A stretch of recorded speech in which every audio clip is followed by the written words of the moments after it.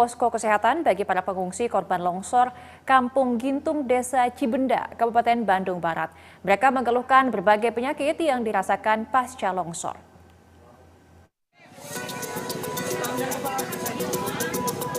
Tim Bidang Kedokteran dan Kesehatan atau Bidokes Kepolisian Polres Cimahi mendirikan posko kesehatan bagi para pengungsi korban longsor Kampung Gintung, Desa Cibenda, Kecamatan Cipongkor, Kabupaten Bandung Barat, Jawa Barat.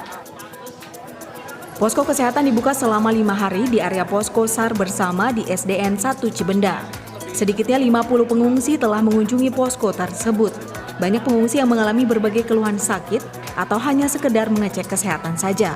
Mayoritas pengungsi mengalami batuk, pilek, lemas, hingga sakit gatal-gatal.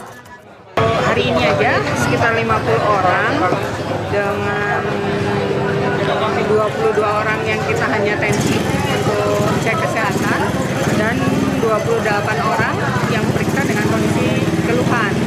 4 anak-anak, 24 orang dewasa. Sementara itu Kapolres Cimahi AKBP Aldi Subartono menuturkan, hingga hari kelima pasca longsor, total jumlah pengungsi di area Desa Cibenda mencapai 527 jiwa.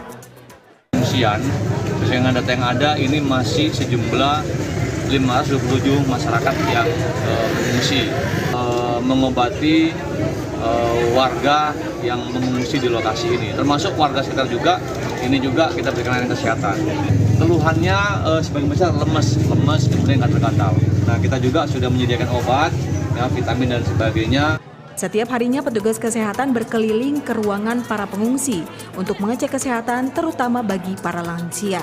Algi Muhammad Gifari, Bandung Barat, Jawa Barat.